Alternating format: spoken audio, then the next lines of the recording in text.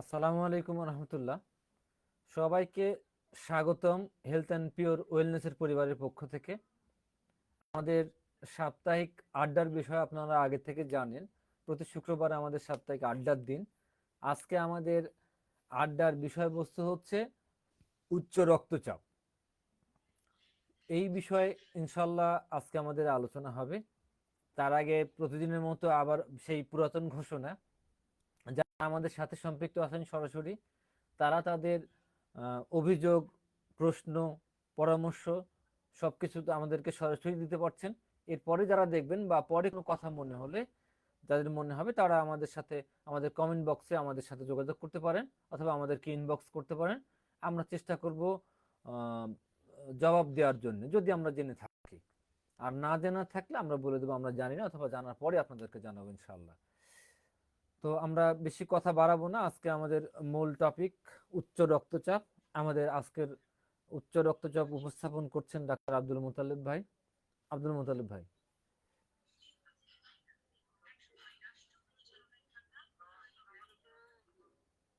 আসসালামু আলাইকুম। আমি আবারও জানাচ্ছি হেলথ অ্যান্ড ওয়েলনেসের পক্ষ থেকে আপনাদেরকে স্বাগতম। তো আমি প্রথমে আপনাদের কাছে ক্ষমা চেয়ে নিচ্ছি। তার আগে একটা গল্প বলে তারপর ক্ষমা চাচ্ছি। বিষয়টা কেমন কি হচ্ছে। গল্পটা হচ্ছে ভাবি আর দেবর হচ্ছে পরীক্ষা দিতে গেছে, আর ভাই হচ্ছে নকল দিতে গেছে। হ্যাঁ, আগে মানে যখন 2000-এর আগে যখন নকলের যুগ ছিল তখন।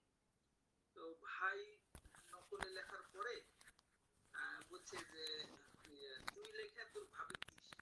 হ্যাঁ, যেহেতু নকল করছে, ওর তো আর মানে পড়ার আর সময় নাই বা দেখে শুনে করার নাই। তো ওই পরীক্ষার খাতাতে সব প্রশ্নের অ্যান্সার দিতে দিতে লাস্টে লেখা বলছে যে তুই লেখে তোর ভাবিকে দিস। কথাটিকে বুঝছেন? তো আমার দশা হয়েছে তাই। আমার এই গ্রাফাইটিসের কাজটা আমি না করে হচ্ছে অন্যজনকে দিয়েছি। হ্যাঁ, অন্যজনকে দিয়ে আমি বললাম যে হার্ডের উপরে একটা ছবি দাও আমাকে।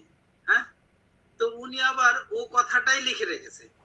তো আমি এই জিনিসটা দেখি নাই। তো এই জন্য আমি আপাতত আপনাদের কাছে ক্ষমা চাচ্ছি যে আমাদের গ্রাফাইটিসের কাজটা ঠিক মতো না হওয়ার জন্য। আর এটা আমি যে দেখবো, দেখার পরও যে সেই সময়টা আমি পাইনি, পরবর্তীতে এটা লক্ষ্য করেছি আর কি। এই জন্য আগে আপনাদের কাছে আমি ক্ষমা চেয়ে নিচ্ছি যে পরবর্তীতে এরকমটি আর ভুল হবে না। তো যাই হোক, আমাদের আজকের বিষয় ব্লাড প্রেশার। এই ব্লাড প্রেশারকে বর্তমানে চিকিৎসা বিজ্ঞানে খুবই গুরুত্বপূর্ণ একটা বিষয়, এবং এটা দিন দিন এই রোগের এই রোগের বৃদ্ধি পাচ্ছে। আর এটা নিয়ে অনেক মতভেদ আছে, অনেক কথা আছে। তো এই বিষয়গুলো আমি কিছুটা আপনাদেরকে ধোয়াশা করার চেষ্টা করব। তো এই ব্লাড প্রেশার আসলে কি জিনিস সেটা আমাদেরকে আগে বুঝতে হবে। ব্লাড প্রেশার হচ্ছে রক্ত সঞ্চালনের হৃৎপিণ্ড এবং শিরা ধমনীর আবৃষ্টির হচ্ছে উপরে যে চাপ সৃষ্টি করে, সেই চাপটাকেই মানে ব্লাড প্রেশার বলে। এটা সাধারণত নির্দিষ্ট বয়সে বা নির্দিষ্ট পরিমাণে এইটার চাপ থাকে। আর হচ্ছে যে নির্দিষ্ট চাপ থাকে, যেটা হচ্ছে সিস্টোলিসটা, যেটা উপরেরটা বেশি থাকে। একটা হচ্ছে ডায়াস্টোলিক আর একটা হচ্ছে সিস্টোলিক। সিস্টোলিসটা হচ্ছে আপনার হৃৎপিণ্ডে যখন রক্ত প্রসারিত হয়, সমস্ত শরীরে যখন প্রসারিত হয়, তখন হচ্ছে সিস্টোলিস। আর যখন আবার রক্তটা ফিরে আসে তখন সেটা ডায়াস্টোলিস। এটা তার আগে আমি একটু প্রকার ভেদটা বলে দিই, তাহলে আপনাদেরকে একটু বেশি ভালো হয়। ব্লাড প্রেশার মূলত হচ্ছে দুই প্রকার। হ্যাঁ, এখান থেকে আবার শাখা প্রশাখা হয়েছে। তো হচ্ছে একটা হচ্ছে সিস্টোলিক আর একটা হচ্ছে ডায়াস্টোলিক। তো আর এটা নির্দিষ্ট নির্দিষ্ট বয়সে কেমন, যে একটা পূর্ণ বয়স্ক মানুষের ক্ষেত্রে, পূর্ণ মানুষের ক্ষেত্রে সিস্টোলিসটা হচ্ছে পরবর্তীতে ছবিটা দেন, পরবর্তী আপনি ওটা কি থাকেন পূর্ণ বয়স্কের, পূর্ণ বয়স্কের যে ব্লাড প্রেশার থাকবে সিস্টোলিসটা হচ্ছে 120 আর ডায়াস্টোলিসটা হচ্ছে 80। আচ্ছা, সিস্টোলিক আর ডায়াস্টোলিকের এর ব্যবধান থাকবে 40 থেকে 50। বয়স অনুপাতে এর কম বেশি হতে পারে। তো বয়স অনুপাতে এটা কম বেশি হতে পারে। ভাই এর পরবর্তী ছবিটা দেন, তাহলে একটু বেশি ভালো হয়। আচ্ছা, হৃৎপিণ্ড ব্লাড প্রেশার হওয়ার মূলত কারণ কি, মানে কি কারণে ব্লাড প্রেশারটা তৈরি হয়? সেটা হচ্ছে ব্লাড প্রেশার যেহেতু হৃৎপিণ্ড থেকে রক্ত সরাসরি মানে সারা শরীরে ছড়িয়ে পড়ে এবং একটা চাপ সৃষ্টি করে, সেটা হচ্ছে সিস্টোলিক। সিস্টোলিকটা কত? 100 থেকে 120। আর ডায়াস্টোলিসটা হচ্ছে 80 থেকে 90। এটা হচ্ছে আমি সংক্ষিপ্ত যেটা আমরা বলি যে মিলিমিটার মার্কারি, সেটা আমি বলছি না, ওটা আমার বলা উচিত। তারপর আমি ওটা বোঝাতে গেলে পর আরো জোর পেকে যাবে। তো এটা হচ্ছে হৃৎপিণ্ডে যেহেতু রক্ত সর্বশরীরে সমস্ত জায়গাতে একটা চাপ সৃষ্টি করে, সেই চাপ সৃষ্টি করাটা হচ্ছে সিস্টোলিক। আর ফিরে আসা বা রক্তচাপটা কমে যাওয়ার ক্ষেত্রে হচ্ছে ডায়াস্টোলিক। আচ্ছা, এটা নির্দিষ্ট বিশেষ বিশেষ কিছু কারণ থাকতে পারে, কারণ আছে।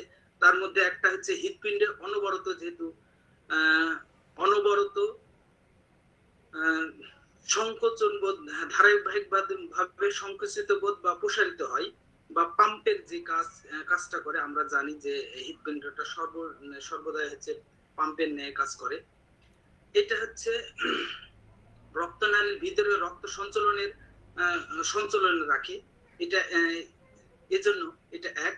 2 নাম্বার হচ্ছে রক্তনালীর প্রাচীরে মাংসপেশি প্রতি চাপ এবং প্রতিবন্ধকতা সৃষ্টি করে। 3, রক্তের পরিমাণ তরল এবং আঠালো গুণ বৈশিষ্ট্য থাকার কারণে। 4 নাম্বার হৃৎপিণ্ডে রক্তের বাহিক প্রাচীরে এবং স্নায়ুতন্ত্র এবং কেন্দ্রীয় স্নায়ুতন্ত্রের উপরে ক্রিয়াকলাপের একান্ত প্রয়োজনীয়তা আছে, এজন্য হচ্ছে ব্লাড প্রেশার তৈরি হয়। আর স্নায়ুতন্ত্রের সংবিশিষ্ট যে অন্তঃস্রাবী গ্রন্থিগুলো আছে সেটা সুষ্ঠুভাবে কাজ করার জন্যই এই ব্লাড প্রেশারটা হয়ে থাকে। আর এটা আপনারা সকলে জানেন যে আমাদের শরীরে সর্বদাই রক্ত বহমান চলমান থাকে। এই চলমানটাই হচ্ছে ব্লাড প্রেশার। তো যেহেতু আমি আগে পূর্বে বলেছি, আবারও এখনো বলছি যে সিস্টোলিক আর ডায়াস্টোলিকের যে পার্থক্য আছে, মানে এর যে পার্থক্য, সেই পার্থক্য হচ্ছে 40 থেকে 50।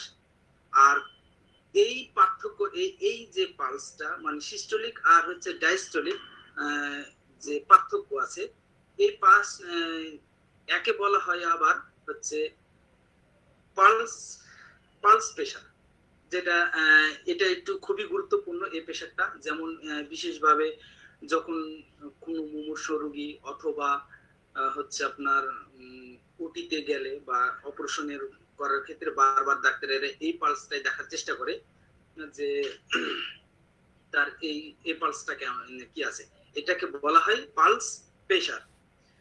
আচ্ছা, যেহেতু বর্তমান যুগে আমাদের মেশিন তৈরি হয়েছে ব্লাড প্রেশার তৈরি করার জন্য, আমরা এই জন্য সহজেই বুঝতে পারি যে এটা 120 আর এটা হচ্ছে আসি। তো যখন ব্লাড প্রেশার যন্ত্র আবিষ্কার হয়নি তখন ডাক্তারেরা কিভাবে এটা নির্ণয় করতো? অথবা আপনার কাছে প্রশ্ন জাগতেও পারে যে আমার কাছে ব্লাড প্রেশার মেশিন নাই, সেক্ষেত্রে আমার একটা জরুরি অবস্থায় আমি প্রেশারটা জানবো কিভাবে যে এটা এখন ব্লাড প্রেশার আছে না কত কি আছে, সেটা কিভাবে বুঝবো? সেটা বোঝার একটা সহজ নিয়ম বা আগে যারা অভিজ্ঞ ডাক্তার তারা এটা আবিষ্কার করেছে। এই এই হচ্ছে এই প্রেশার মাপার হচ্ছে পদ্ধতির নাম হচ্ছে রেডিয়াল আর্টারি। রেডিয়াল আর্টারি কোনটা? হচ্ছে আমাদের হাতের পালসটা হচ্ছে প্রতি মিনিটে 70 থেকে 80 বার পালস করবে, পাম্প করবে। এই রক্ত পরিচালনা করাটার বা ধাক্কা মারাটাই হচ্ছে রেডিয়াল আর্টারি। আমি কি আপনাকে বোঝাতে পারছি ভাই?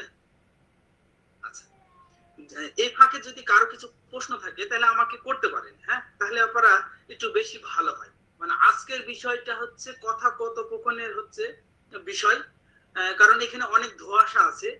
যে আমি একই ধারে বলতে থাকলে পারা দেখা গেল যে কিছু ছাড়া পড়তে পারে বা হচ্ছে বিভিন্ন ধরনের হতে পারে। তো অতএব আপনাদের কোনো কিছু জানা থাকলে ওই বিষয়ে যদি কিছু প্রশ্ন করেন আমি উত্তরটা দিলে আরো একটু বেশি ভালো হয়। তো এটা হচ্ছে আমাদের ব্লাড প্রেশার। ব্লাড প্রেশার এবং ব্লাড প্রেশার আবার হচ্ছে দুই ভাগে ভাগ করা হয়েছে। আবার হচ্ছে দুই ভাগে ভাগ করা হয়েছে। একটা হচ্ছে এক নম্বর হচ্ছে হাইপারটেনশন, মানে এটা হচ্ছে হাইপারটেনশনটা বলা হয় ডাক্তারি ভাষাতে, হ্যাঁ, ডাক্তারি ভাষাতে হাইপারটেনশন বলে। এটা হচ্ছে উচ্চ রক্তচাপ। আর হচ্ছে লো, যেটা আমরা লো প্রেশার বলি, সেটা হচ্ছে আপনার হাইপোটেনশন। তো এই হাইপারটেনশনটাকে আবার হচ্ছে চার ভাগে ভাগ করা হয়েছে। ভাই ওই ভাগ করার ওই বিষয়টা একটু দেখান তিনি।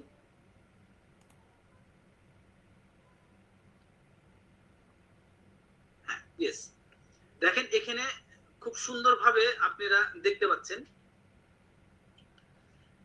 যে দেখেন একটা নরমাল নরমাল ব্লাড প্রেশার কোনটা দেখেন, সিস্টোলিস আছে 120 আর ডায়াস্টোলিস হচ্ছে 100 না শুধু 80। আর প্রি হাইপারটেনশন হচ্ছে 120 থেকে 130 আর হচ্ছে 80। ডায়াস্টোলিসটা হচ্ছে 80। আর হাইপারটেনশন স্টেজ 1 হচ্ছে 130 আর হচ্ছে 139। আর ডায়াস্টোলিসটা হচ্ছে 80 থেকে 89। আর হাইপারটেনশন স্টেজ 2 যেটা, সেটা হচ্ছে 140 আর ডায়াস্টোলিসটা হচ্ছে 90। তো এখন আমাদের এই বিষয়টা আমরা একটু ভালোভাবে বুঝি যে আসলে কোন ক্ষেত্রে ওষুধ প্রয়োজন আর কোন ক্ষেত্রে আমরা শুধু কিছু নিয়ম মানলেই বা লাইফস্টাইল চেঞ্জ করলেই আমাদের হবে। তো আমি একে একে একটু ভালোভাবে বলার চেষ্টা করি, যেহেতু আমরা শুরুতেই আমরা বুঝতে পারছি যে প্রেশার বা নর্মাল প্রেশার যেটা সেটা তো কোনো ঝুঁকিপূর্ণ নাই বা হচ্ছে সুস্থ স্বাভাবিক। আর হাইপারটেনশন যেটা প্রি হাইপারটেনশন, সেটা হচ্ছে সামান্য উচ্চ রক্তচাপ বা ভবিষ্যতে হাইপারটেনশনের বেশি ঝুঁকিপূর্ণ হতে পারে। এজন্য আমরা লাইফস্টাইলটা চেঞ্জ করলে বা কিছু পরিবর্তন করলে বা কিছু নিয়ম বা ব্যায়াম বা লবণযুক্ত খাবার যদি আমরা কম খাই, সেক্ষেত্রে আমরা প্রি হাইপারটেনশন থেকে রিলিফ পাবো। আচ্ছা, 2 নাম্বার হচ্ছে ভাই কিছু বলছিলেন? আচ্ছা, যাই হোক, হাইপারটেনশন স্টেজ স্টেজ 1, এই হাইপারটেনশন স্টেজ 1 এটা হচ্ছে খুব মারাত্মক একটা বিষয়, মারাত্মক বিষয়। এটাকে আরেকটা পরিভাষায় বলা হয়, আরেকটা পরিভাষায় বলা হয় ইসেনশিয়াল হাইপারটেনশন। এই এটা হচ্ছে ইসেনশিয়াল হাইপারটেনশন।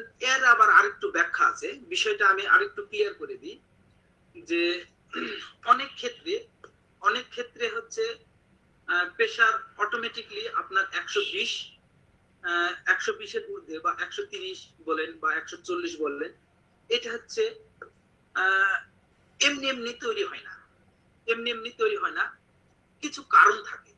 কিছু কারণের মধ্যে আমরা যদি প্রকারভেদ করতে যাই, তাহলে আমরা দেখতে পাবো যদি আপনার কিডনিতে কোনো সমস্যা তৈরি হয়, অথবা যে আমাদের প্রত্যেকটা অঙ্গেতে রক্ত বহমান থাকে, চলমান থাকে, এই জায়গাতে কোনো কারণবশত বাধাগ্রস্ত তৈরি হয়, সেক্ষেত্রে আপনার হচ্ছে প্রেশারটা বাড়তে পারে।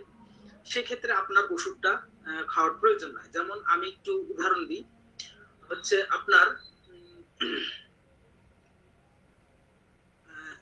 130 হচ্ছে না 140 সিস্টোলিস আর ডায়াস্টোলিস হচ্ছে 80, সেক্ষেত্রে কি আপনি ওষুধ খাবেন? তো এই ক্ষেত্রে আপনার বিভিন্ন কারণবশত এটা তৈরি হতে পারে। যদি আমরা কোনো কারণ আমরা না পাই, বা দেখা গেল যে হার্টের আপনার কোনো সমস্যা আছে, অথবা কিডনির কোনো সমস্যা আছে, অথবা আপনার যে কোনো নার্ভের সমস্যা আছে, অথবা এরকম কি ঘটনা ঘটতে পারে যেটা হচ্ছে আপনার পায়ে যে বড় নার্ভটা আছে, এই নার্ভে আপনার একটা সিস্ট তৈরি হয়েছে, বা একটা হচ্ছে আপনার যে ধমনী আছে, ওই ধমনীর মধ্যে রক্তটা যাতায়াত করতে পারছে না।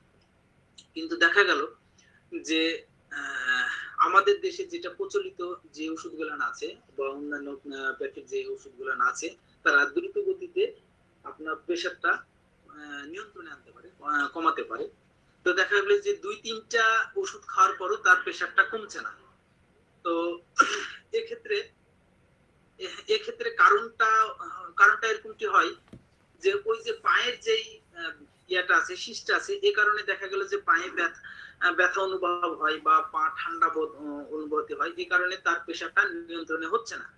তো এখন ওই পায়ের ওই আর্টারির যে সমস্যাটা তৈরি হয়, বা ধমনির যে সমস্যাটা আছে, সেটা সমস্যা সমাধান করে দিলেই দেখা গেল যে তার প্রেশারটা স্বাভাবিক হয়ে যাবে। তো এরকমটি কোনো কারণ ছাড়া, যদি উচ্চ রক্তচাপ তৈরি হয়, হাইপারটেনশন তৈরি হয়, তাহলে তাকেই বলা হয় ইসেনশিয়াল হাইপারটেনশন। এটা কোনো কারণ ছাড়া উচ্চ রক্তচাপ তৈরি হয়। তো এইটা হওয়ার কিছু কারণ আছে। সেটা হচ্ছে এক, ফ্যামিলিগতভাবে যদি আপনার ফ্যামিলিগতভাবে হাইপারটেনশনের রোগের ইতিহাস থাকে, সেক্ষেত্রে জিনগত সমস্যার কারণে এই সমস্যাটা হতে পারে, অথবা 40-এর ঊর্ধ্বে বা আশেপাশে যদি আপনার বয়স হয়ে থাকে, সেক্ষেত্রে এই ধরনের ইসেনশিয়াল হাইপারটেনশন হতে পারে। তারপরে ধমনীর কোনো কিছু পরিবর্তন ঘটলে, লবণযুক্ত খাবার বা বেশি পরিমাণে যদি লবণ খান, সেক্ষেত্রে হতে পারে। বা জাতিগতভাবে হতে পারে, যেমন জাতিগত কেমন, যারা আমেরিকান মানুষ বা নিগ্রো বা জাপানিদের মধ্যে এই উচ্চ রক্তচাপটা হতে পারে। আবার সিম্প্যাথেটিক যে নার্ভ সিস্টেম আছে, সেই সক্রিয় থাকে, এই সক্রিয় থাকার কারণে এই উচ্চ রক্তচাপটা হতে পারে। অথবা এই উচ্চ রক্তচাপটা বা ইসেনশিয়াল যেই হাইপারটেনশন আছে, সেটা হচ্ছে কিডনির উপরে এটা চরম মানে কাজ করে বা ভূমিকা রাখে। তো এই ইসেনশিয়াল হাইপারটেনশনটা বুঝবেন কিভাবে? তার কিছু লক্ষণ আছে। সে লক্ষণটা হবে এরকমটি ভাবে যে সকালে তার মাথার পিছন দিকে যন্ত্রণা করবে, খুব সহজে দুর্বল বোধ হতে থাকবে এবং ঘুম তার আসবে না, ঘুম আসে না এবং মাথা ঘুরতে থাকবে, কোনো কাজে মনোনিবেশ করতে পারবে না, স্মৃতি শক্তির অভাব ঘটতে থাকবে এবং বুক ধড়ফড় করতে থাকবে, শ্বাসকষ্ট হতে থাকে।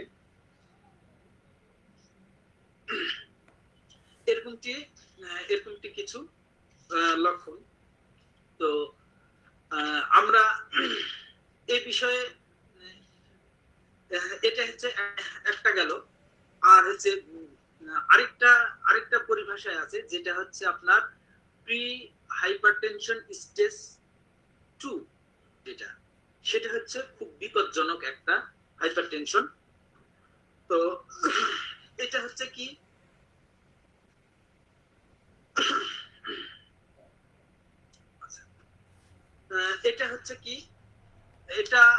এটা হওয়ার মূল কারণ আমি আবারও কথাগুলো বারবার রিপিট করছি। রিপিট করার জন্য আপনাদের বোঝানোর ক্ষেত্রে কথাটাগুলো রিপিট করতে হচ্ছে যে রক্তচাপের কারণ নির্ণয়ের জন্য আমাদের একটা কথা আছে। কথাটা হচ্ছে স্মরণ রাখতে হবে যে সিস্টোলিক রক্তচাপ এবং হচ্ছে রক্তচাপ প্রধানত হৃৎপিণ্ডের ক্রিয়ার নির্ভরশীল হওয়ার কারণে।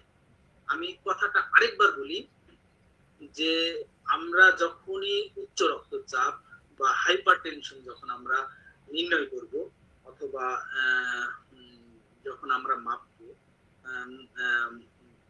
তখন আমরা অবশ্যই যেটা সিস্টোলিস্ট আছে সেটা হচ্ছে হার্টের হৃৎপিণ্ডের হচ্ছে রক্ত প্রসারিত, যখন সমস্ত জায়গাতে চলে যাবে সেই জায়গাটাকে বলা হয়, সেই পদ্ধতিটাকে বলা হয় সিস্টোলিক। আর যখন ফিরে আসে হৃৎপিণ্ডের রক্তটা আবার যখন ফিরে আসে সেটা হচ্ছে ডায়াস্টোলিক। তো বিভিন্ন কারণবশত এই সিস্টোলিসটা হচ্ছে 10-20 কম বেশি হতে পারে। তবে যেহেতু হচ্ছে ডায়াস্টোলিসের রক্ত যখন ফিরে আসে, হৃৎপিণ্ডে যখন ফিরে আসে তখন এর রক্তচাপটা কম থাকে। তো কম থাকার কারণে এটা হচ্ছে বেশি গুরুত্বপূর্ণ। এটা হচ্ছে যখন আপনারা ডায়াস্টোলিস্টের হচ্ছে সাপোজ 80 থাকবে, 80 থেকে 90 বা 100 হতে পারে না, হ্যাঁ, সর্বোচ্চ 80 অথবা 85 এরকমটি হতে পারে। তো এটাকে আপনারা একটু বেশি গুরুত্ব দিবেন। দেখা গেল যে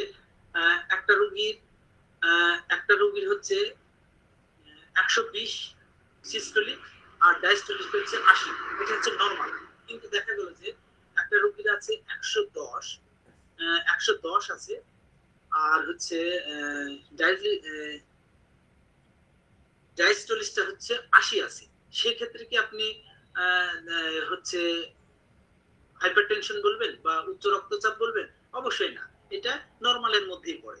অথবা যদি এরকমটি দেখা দেয় যে 100 আছে, উপরেরটা সিস্টোলিকটা হচ্ছে 100 আর ডায়াস্টোলিকটা হচ্ছে 80, তারপরও এটা নরমালের মধ্যে পড়ে, এখনো লো বা হচ্ছে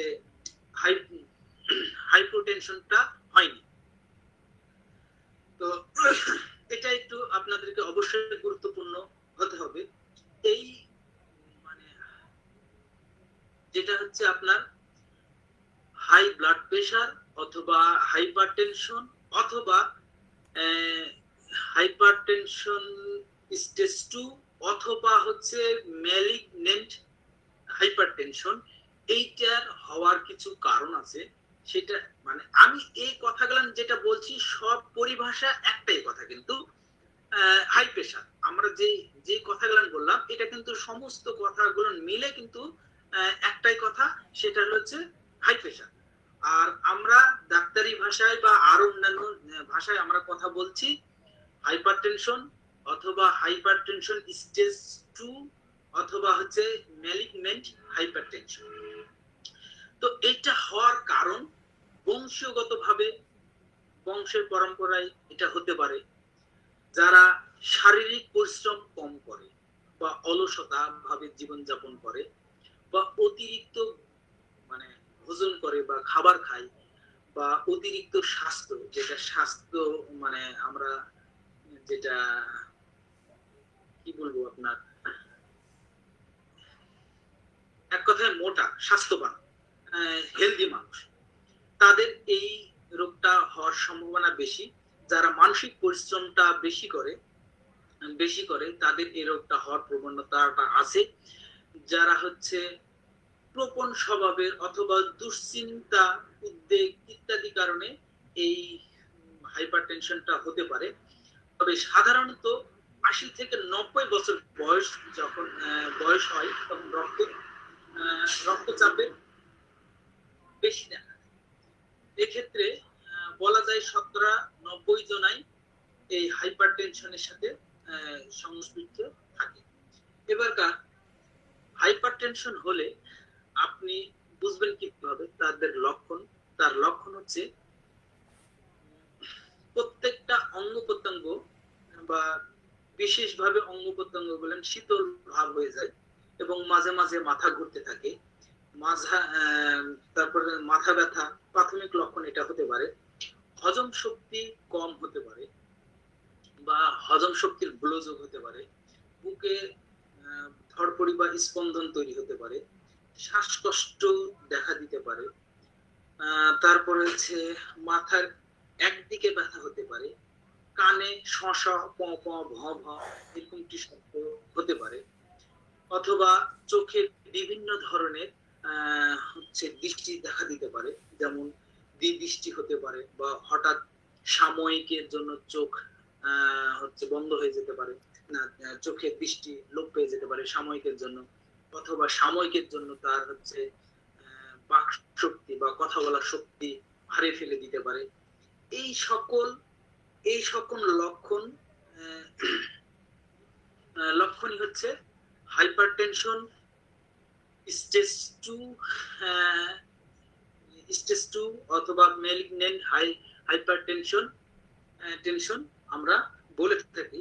আবার এই কারণে এই ম্যালিগন্যান্ট হাইপারটেনশনের কারণে আমরা হার্ট ফেলিওর হতে পারে অথবা কিডনি ফেলিওর হতে পারে, হ্যাঁ, অথবা আপনার হচ্ছে যেটা হার্টের আমরা যখন মানে ইসিজি যখন তৈরি করি তখন দেখবেন যে হার্টের বাম সাইডের যেটা ভেন্ট্রিকুলার যে ইয়াটা আছে সেটা ফেলিওর হচ্ছে, মানে ডট ডট থাকার চাইতে সেটা লম্বা টানের মতন এরকম কিভাবে কিছু ফেল দেখাচ্ছে। তো এরকম কি হতে পারে, আরো এক্সেট্রা হার্ট ব্লকের ক্ষেত্রে এই ধরনের সমস্যাটা দেখা দিতে পারে। তো আমি ওই দিকে আর যাচ্ছি না, ওই দিকে গেলে দেখা গেল যে আমার 2-3টা ক্লাস হার্টের পুরি করা লাগবে বা প্রেশারের উপর করা লাগবে, আরো অনেক অনেক কথা আছে। তো আমি যেগুলা আপাতত আমাদের সাময়িক জানা বা প্রাথমিক পর্যায়ে যেগুলো জানা প্রয়োজন সেই প্রয়োজনগুলো নিয়ে আমরা বলি। আরেকটা গুরুত্বপূর্ণ কথা হচ্ছে সেটা হলো যে কোন হাতে মাপবেন, আপনি যে প্রেসার মাপবেন সেটা হচ্ছে আব্দুল মোতালেব ভাই একটু ইন্টারফেয়ার করছি। উচ্চ রক্তচাপ হলে কি হয়, তার মধ্যে যে কারণগুলো আমরা শুনলাম তার মধ্যে কি একটা স্ট্রোক করার আছে না? স্ট্রোক করাটাই তো প্রথম কথা, তাই না? আছে। আমি এই জন্যই আপনাদেরকে আমি বলেছি যে আপনারা আমাকে কথোপকথনের মধ্যে যদি কথা বলেন তাহলে আমার একটু বেশি ভালো হয়, কারণ এইটা একটা আপনি যে কথাটা বললেন এটা কিন্তু খুবই গুরুত্বপূর্ণ একটা বিষয়। এত গুরুত্বপূর্ণ, স্ট্রোক হওয়ার অন্যতম কারণ হচ্ছে এটা। এবং হাইপারটেনশনের সবচেয়ে বড় যে ঝুঁকি সেটা স্ট্রোক করার ঝুঁকি। ইয়েস, হ্যাঁ, যেমন আপনাকে আমি আরেকটা বলি, স্ট্রোক বা আপনার প্যারালাইসিস যখন আপনার স্ট্রোক হয় তখন আপনার কি মানে ব্রেনে রক্তক্ষরণ হয়, এই তো, তাই না? এখন ব্রেনে রক্তক্ষরণ হয় কিভাবে বিষয়টা আমি পায়ের হচ্ছে সিস্টের কথা বলেছি,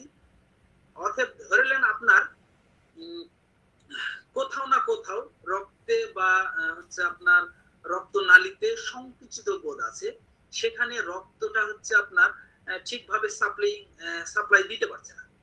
তো এরকম অবস্থায় তো হার্ট তো আর বসে নাই, ওই তো পাম্পিং করতে আছে, পাম্প তো করতে আছে। সেই ক্ষেত্রে যখন দেখা গেল যে আপনার মস্তিষ্কে কোনো একটা জায়গাতে হয়তো সিস্ট আছে অথবা সংকুচিত আছে কোনো রক্তের একটা জায়গায়, দেখা গেল যে সামান্য একটু জায়গাতে হচ্ছে সংকুচিত বোধ আছে, এইদিকে স্বাভাবিক আছে আর এইদিকেও স্বাভাবিক আছে, কিন্তু এই জায়গাতে হচ্ছে আপনার সংকুচিত বোধ আছে।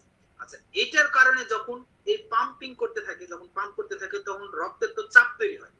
যখন চাপ তৈরি হয়, আপনাদেরকে আরেকটা ভালো উদাহরণ দিই, তাহলে হয়তো আপনি বুঝতে পারবেন। যদি চলন্ত মোটর তো আপনারা দেখেছেন, বা মোটরের ফিতা ফিতা দিয়ে আপনারা বিভিন্ন জায়গাতে পানি টানি হয়তো দেন।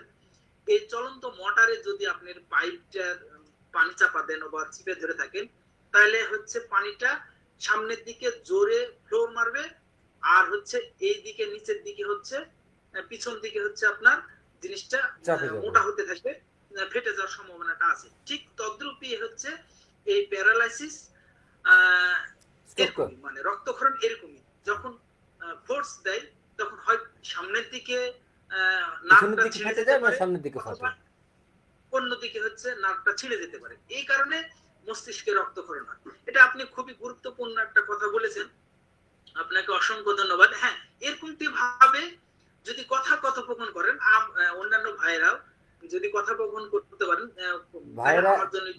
ভাইয়েরা এবং বোনেরা, ভাইয়েরা এবং বোনেরা। আচ্ছা, ধন্যবাদ। তো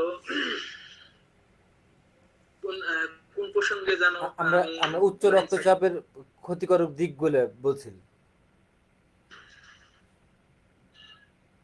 এরপরের কথা ছিল হচ্ছে যে কি যেন এটা বলতে যাচ্ছিলাম। আচ্ছা, আমি লাইন ছাড়ছি আর কি, লাইন ছেড়ে দিয়েছি। আচ্ছা, তারপর আমি বলতে থাকি। আসলে সময় কতটুকু পাবো আমি জানি না, অনেক কথা আছে, কিন্তু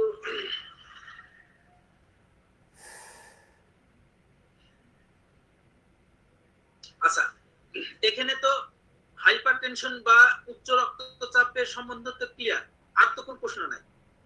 আচ্ছা, তাহলে আমি একটু, যেহেতু আগে বললাম যে লাইফ স্টাইলের কথা বা হচ্ছে খাদ্য অভ্যাসের কথা, হ্যাঁ, তখন আপনার যখন হচ্ছে হাইপারটেনশন হয়েছে, তখন আপনাকে তো অবশ্যই লাইফ স্টাইল চেঞ্জ করতে হবে, তাই না? খাবার দাবার খাবেন না, আসলে কি খাবেন কি খাবেন না, আমার চিকিৎসার জগতে আমি কিন্তু এটাতে খুবই প্রাধান্য দিই যে কি খাবেন কি খাবেন না। আপনি সবই খাচ্ছেন, আবার ওষুধও খাচ্ছেন, বিষয়টা তো এরকমটি না, তাই না? আবার হচ্ছে আপনার অনেককেই দেখবেন যে ওই সব সময় দেখা গেল যে 120 আছে, 130 আছে, 46টা, আর হচ্ছে 80 আছে। হ্যাঁ, ও ঠিক আছে, তাহলে আমাকে ওষুধ খাইতে হবে। কিন্তু লাইফ স্টাইলটা চেঞ্জ করলে যে তাকে ওষুধ খাইতে হবে না, এই বিষয়টা তারা মানে কি বলবো আপনাকে মূল্যায়ন করে না, কথাটাও মূল্যায়ন করে না, তারা প্রাধান্যও দেয় না। তো আমাদের একটা প্রচলন আছে যে একবার যদি হাই প্রেশার হয়ে যায়, তাহলে তাকে সারা জীবনের জন্য ওষুধ খাইতে হবে, এটা একটা প্রচলন আছে। এবং অনেক ডাক্তারেরা প্রেসক্রিপশনে করে দাও চলবে। এখন কবে চলবে? কিয়ামত পর্যন্ত চলবে, না যতদিন মানে বাঁচা থাকবে বা 1-2 বছর চলবেই, সেটা আসলে উল্লেখ করে দেয় না যে আসলে চলবেই এই কথাটা আসলে কেন বলে বা ডোজটা কেমন দিয়ে, এটা আমি জানি না। আপনাদের জানা থাকলে আমাকে একটু শেয়ার করেন।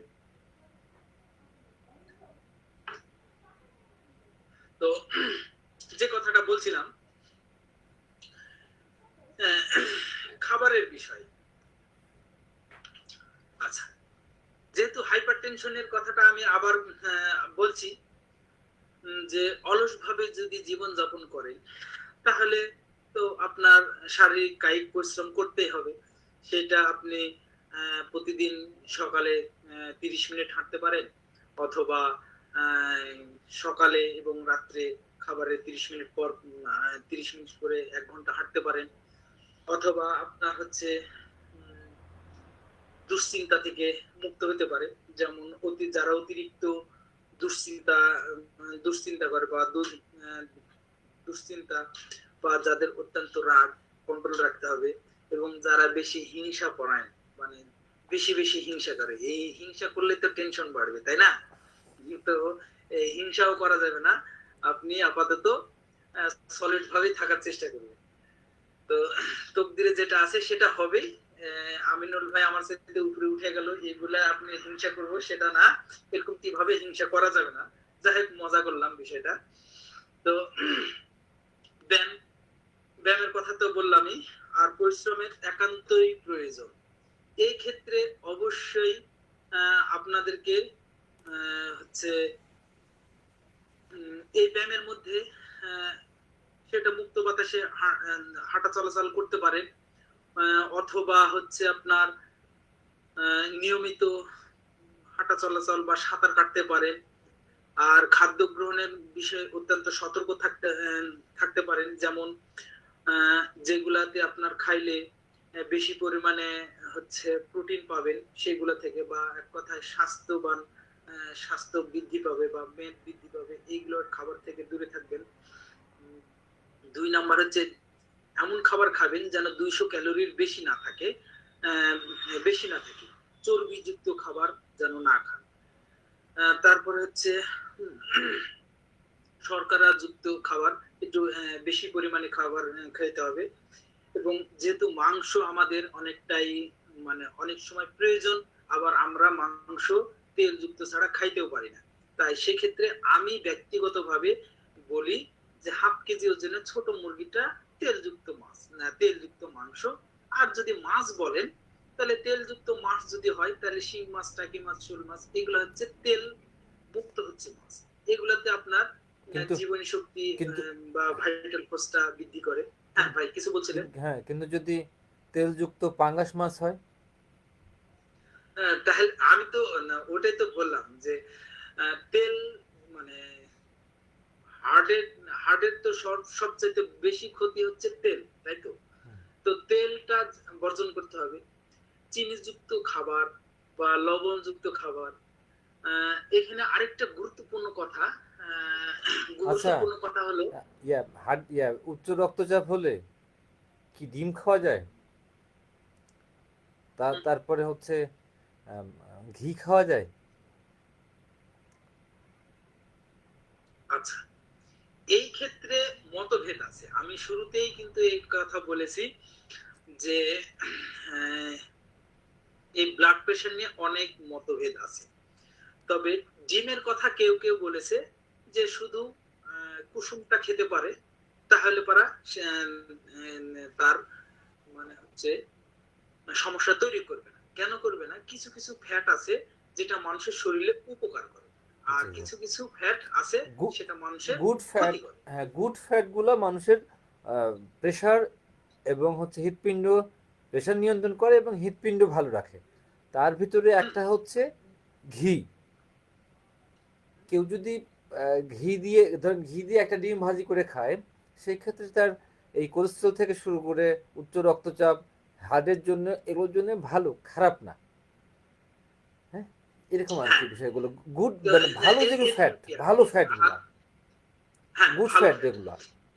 আচ্ছা, এই কারণে যে আমি ওই জন্যই কিন্তু মাংসের ব্যাখ্যাটা আমি দিলাম যে আপনি যখনই হাইপারটেনশন খাবেন, তখন তো মাংস যখন খাবেন তখন তো আপনার এটা তৈরি হয়। তো আমি এটার ব্যাখ্যাটা এইভাবে দিলাম আর কি। তো যাই হোক, আপনি এই কথাটা বললেন, এটা খুবই গুরুত্বপূর্ণ কথা।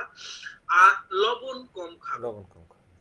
হ্যাঁ, লবণ কম খাবেন। এবং এর কারণ আপনাদেরকে এখানে আরেকটা কথা আমি বলি, একটা জিনিস আমরা সবাই লবণ এবং সুগারকে একসাথে মিলাই ফেলি। কেমন বলি যে সাদা সব, মানে এগুলো হচ্ছে হোয়াইট পয়জন।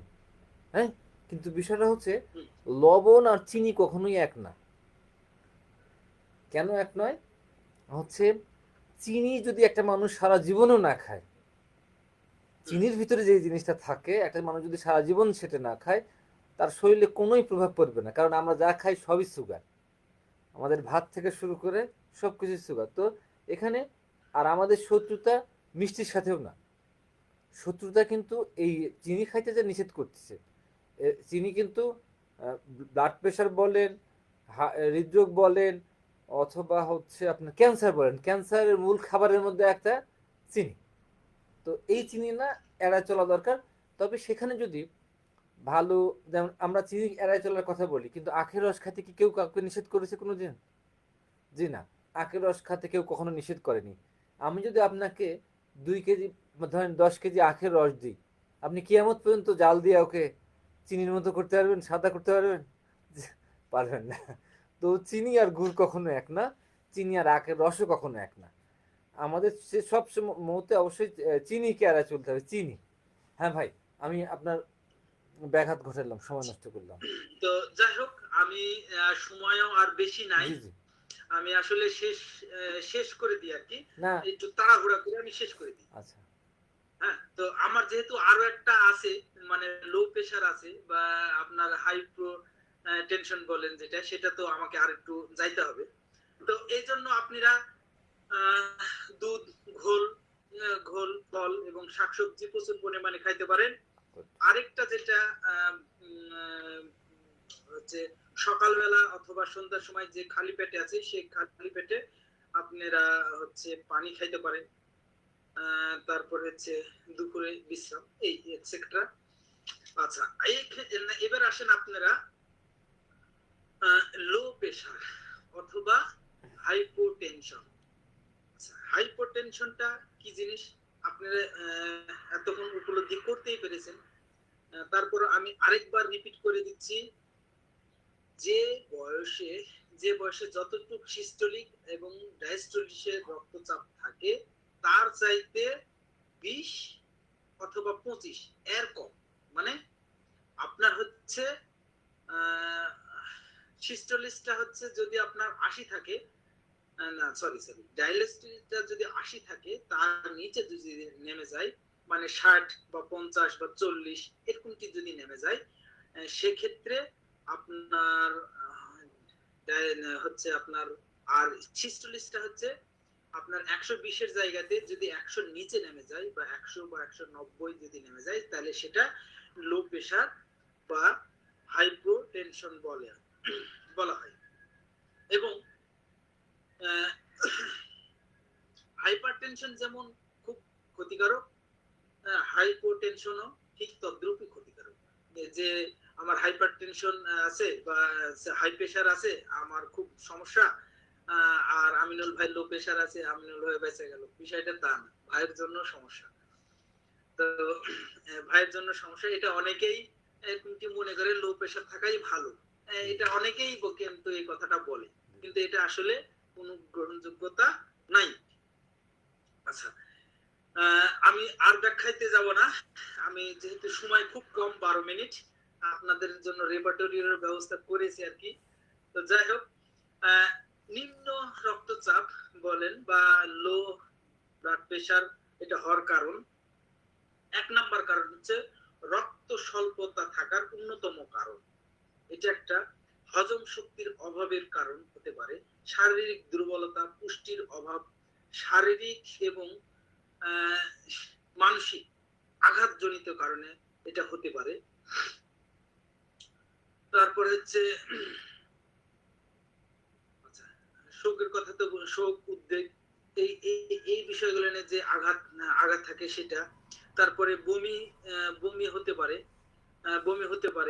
বমির কারণে হতে পারে, অত্যাধিক ঘাম বা বহুমূত্র হতে পারে, বা অত্যন্ত মানে রক্ত, আপনি অ্যাক্সিডেন্ট করেছেন, অ্যাক্সিডেন্ট করে আপনার অনেক রক্ত বের হয়ে গেছে, সেক্ষেত্রে আপনার লো প্রেশার হতে পারে। তো এটা হচ্ছে মূল কথা। আর আমাদের হচ্ছে লো প্রেশার হলে আমাদের লক্ষণটা কি? লক্ষণ হচ্ছে 1 নম্বর, চেহারা ফ্যাকাশা হতে পারে,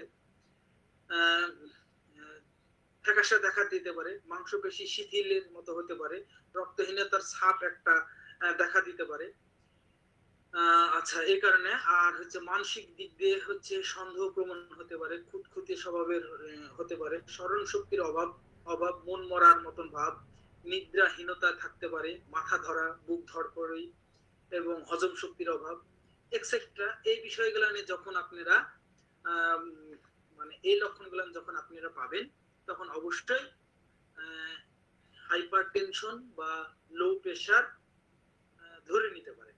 আচ্ছা, এবার কাজ যখন আমরা লো প্রেশার, আচ্ছা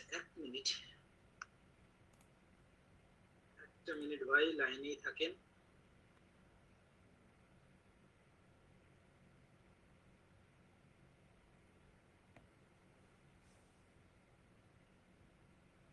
আচ্ছা, আমরা হাইপার টেনশনের তো প্রকারভেদ বললাম, তাহলে আমরা প্রকারভেদ না, সরি, লো প্রেসারের প্রকারভেদটা আমরা আমি বলিনি, এটা আমার আগে বলাটা উচিত ছিল, মানে তাড়াহুড়া করতে যায় লাইন ছাড়া ফেলে দিছি আর কি।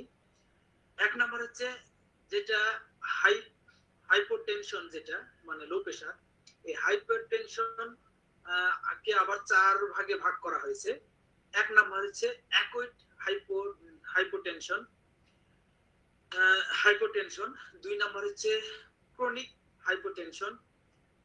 3 নাম্বার হচ্ছে অর্থোস্ট্যাটিক হাইপোটেনশন। আর আরেকটা হচ্ছে 4 নাম্বার হচ্ছে সেপটিক হাইপারটেনশন। আচ্ছা, কে কোনটা কি কারণে হতে পারে সংক্ষিপ্ত হারে আমি বলে দিই। যেটা অ্যাকুইট হাইপারটেনশন, এটা বিভিন্ন কারণে বশত হতে পারে। এটা হঠাৎ হঠাৎ মানে হতে পারে, সেটা হচ্ছে রক্তক্ষরণের কারণে হতে পারে, অথবা হচ্ছে আপনি অত্যন্ত বমন হয়েছে সে কারণে হতে পারে, অথবা আপনার ডায়রিয়া হয়েছে সে কারণে হতে পারে, বা বড় ধরনের আপনার সার্জারি হয়েছে, অপারেশন হয়েছে, সে কারণে আপনার এই অ্যাকুইট হাইপোটেনশন হতে পারে। 2 নাম্বার হচ্ছে ক্রনিক। ক্রনিক যেটা হাইপোটেনশন, সেটা হচ্ছে দীর্ঘ সময় ধরে আপনার হচ্ছে অসুস্থ থাকার কারণে হতে পারে, বা বড় ধরনের কোনো সমস্যা সৃষ্টির সমস্যা আছে সে কারণে হতে পারে। আচ্ছা, আর আরেকটা যেটা অর্থোস্ট্যাটিক যেটা হাইপারটেনশন, সেটা হলো এটা কেমন, যে আপনি বসে আছেন বা আপনি হচ্ছে শুয়ে আছেন, হঠাৎ যখন আপনি দাঁড়াবেন, তখন আপনার দেখা গেল যে মাথাটা একটা চক্কর মারছে বা মাথা একটা ঘুরছে। এই এই অবস্থাটাকে বলা হয় অর্থোস্ট্যাটিক হাইপারটেনশন, মানে আপনার কোনো কারণবশতে সেই জায়গাতে রক্ত সঞ্চালন নাও হতে পারে। তো এই অবস্থায় যদি হয়, তাহলে আপনি সাধারণত সাপোজ এরকম কি যদি হয়, আপনি বসে আছেন বা আপনি উঠে দাঁড়াবেন, ঠিক তখনই আপনার মাথাটা ঘুরে গেছে। এখান থেকে যদি আপনি রিলিফ পাইতে চান, তাহলে আপনি সেই সময় হয়তো পাটা একটু উঁচু দিকে রেখে মাথাটা একটু বালিশ ছাড়া শুয়ে থাকবেন, দেখবেন যে ওটা ঠিক হয়ে গেছে, ওটা স্বাভাবিকে চলে আসছে। বা এটা হচ্ছে আপনার প্রায় ঘটনা যদি ঘটতে থাকে, সেক্ষেত্রে এই নিয়মটা যদি চালু করেন, তাহলে আপনি এটা সমস্যা সমাধান হয়ে যাবে। আর 4 নাম্বার হচ্ছে যেটা সেপটিক হাইপোটেনশন, এটা হার্টের সমস্যার কারণে হতে পারে, অথবা আপনার বিভিন্ন ধরনের হরমোনের জনিত কারণে এই সমস্যাটা হয়ে থাকতে পারে। আচ্ছা, এই ক্ষেত্রে আপনারা যদি হাই প্রেশার না লো প্রেশার যদি হয়, তাহলে আপনারা পানি, অবশ্যই পানি বা যে কোনো ধরনের ফ্লুইড যুক্ত খাবার যদি খান, সেক্ষেত্রে আপনার সাময়িকের জন্য আপনার প্রেশারটা ঠিক আসবে। অথবা লবণযুক্ত পানি যদি গ্রহণ করেন, সেক্ষেত্রে আপনার এটা আসতে পারে। খাবার স্যালাইন, হ্যাঁ, খাবার স্যালাইন এটা খুবই গুরুত্বপূর্ণ একটা বিষয়, যে আপনার অত্যন্ত প্রেশার লো হয়ে গেছে, সাময়িকের জন্য আপনি খাবার স্যালাইন, যেটা আমরা টেস্টি না, টেস্টির কথা বলবো না, যে কোনো ওর স্যালাইনের মতো না আর কি, নরমাল যে ওর স্যালাইনটা আছে, নরমাল স্যালাইন। সেই নরমাল স্যালাইন যখন খাবেন, তখন তো আমি আর বাড়াতে চাচ্ছি না, যেহেতু 5 মিনিট আছে। ভাই আপনি খালি আমাকে, হ্যাঁ ইয়েস, ছবিটা আপনি যেহেতু দিয়ে দিয়েছেন, আপনারা যেহেতু রেপার্টরিতে বিভিন্ন রেপার্টরির বিভিন্ন নিয়ম, তো কেন্টের রেপার্টরিতে সরাসরি আপনি হাইপারটেনশন অথবা হাইপোটেনশন এটা পাবেন না কেন্টের রেপার্টরিতে। তবে আপনি কিছু কিছু স্টেজে পাবেন, আপনি যেমন হচ্ছে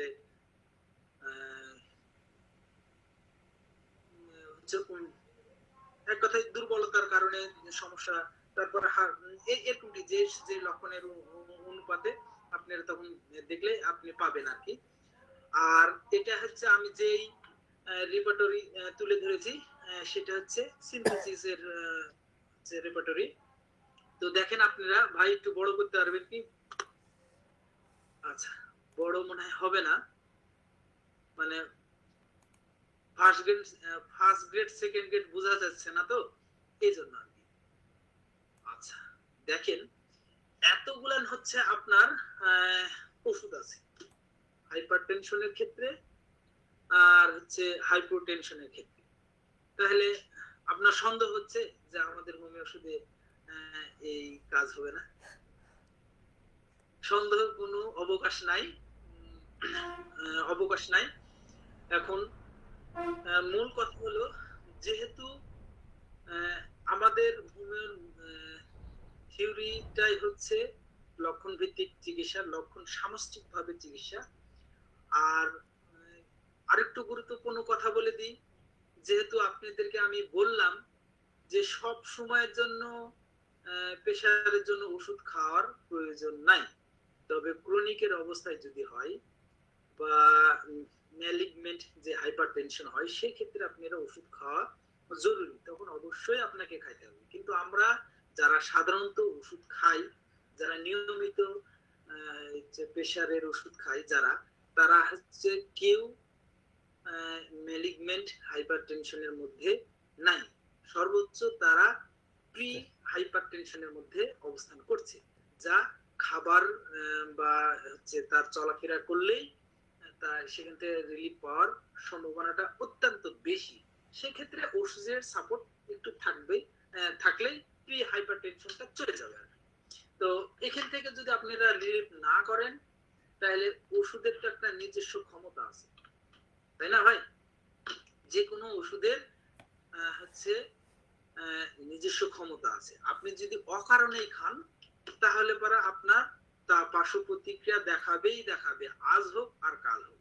আর যদি তার পার্শ্ব প্রতিক্রিয়া না থাকে, তাহলে সেটা ওষুধ হতে পারে না। ওষুধের প্রথমতম শর্ত যে সমান ক্রিয়া করবে, সামনের দিকেও যতক্ষণ কাজ করবে, পিছন দিকেও ততক্ষণই কাজ করবে। তো যাই হোক, আমি এই প্রসঙ্গে আর কিছু বলছি না, যেহেতু সময় অত্যন্ত কম। আপনি আর বললেন না, আপনি বললেন না, আমি এখান থেকে এখানেই সমাপ্ত ঘোষণা করছি। আর আপনাদের প্রশ্ন যদি কিছু থাকে তাহলে করতে পারেন। আপনি বললেন না, এই জন্য আমি বলতেছি সময় শেষ। ঠিক আছে, আগামী দিন ইনশাল্লাহ আবার দেখা হবে, নতুন কোনো মেডিসিন নিয়ে কথা হবে। সবাই ভালো থাকবেন, সুস্থ থাকবেন, এই শুভকামনা। আজকের মতো এখানেই আমাদের অনুষ্ঠান সমাপ্ত। আসসালামু আলাইকুম রহমতুল্লাহ।